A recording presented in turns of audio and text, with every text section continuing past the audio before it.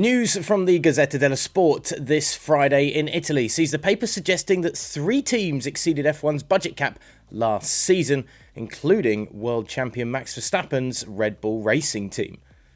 The budget cap was introduced last season in an attempt to bring more parity to the sport of F1 and was set at $145 million. Now, according to the Italian paper, the cost cap administration have completed their investigation into last season's expenditure and has informed those concerned of any violations. 3 teams apparently exceeded the cost cap last season, with Red Bull Racing, Aston Martin and one other in the frame, with Red Bull exceeding the budget limit by $5 million as they helped take Verstappen to the Drivers' World Championship. Possible sanctions could be a points deduction, although it seems unlikely that the FIA would want to go back and go anywhere near reversing last year's title decision after everything that went on in Abu Dhabi last season. A hefty fine could also be handed out, impacting the development fund available for the team's 2023 car. We will wait and see with bated breath in the next few days. Fernando Alonso has eyed a parallel between he and Max Verstappen heading into the Singapore Grand Prix this weekend, with the Spanish driver predicting the Dutchman will be at least 2 seconds faster than the rest of the field early this Friday.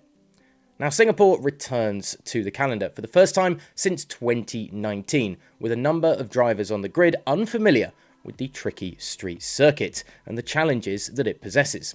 With so many heading into the unknown this weekend, Alonso predicted that Verstappen will be 2 seconds or so ahead of the field in FP1, just because of perhaps the experience he has around this circuit along with the car underneath him. But that gap will narrow as the days continue. "I will look with interest in FP1 at the first 5 minutes of the session," said Alonso. "You will see that Verstappen will be 2.5 seconds in front of everyone, and then slowly they will come. Then in quali, they will be close to him. It happens in a way as well on a small scale between my teammates sometimes. On Friday, I'm well ahead, and then on Saturday and Sunday, they are getting better and better."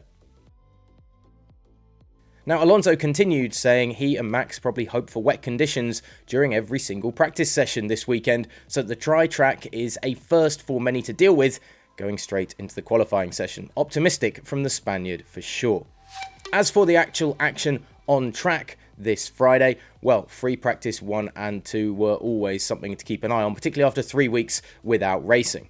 F2 gave Ferrari a glimmer of hope of ending Red Bull's 5-race win streak as Carlos Sainz went fastest in the day's second session. The Spaniard was quickest on both soft and medium compounds in the session that represents the Sunday conditions most effectively, nailing to the wall a 1 minute 42.587 lap. Teammate Charles Leclerc was second fastest despite troubles with his Ferrari limiting his running time, while Pierre Gasly escaped a nasty incident in the pit lane unscathed when his AlphaTauri caught fire in what was a dramatic return to action for Formula 1. Remember, you can stay with all of our content across the Singapore Grand Prix this weekend at gpfans.com and GPFans Global on Twitter, Instagram and TikTok as well.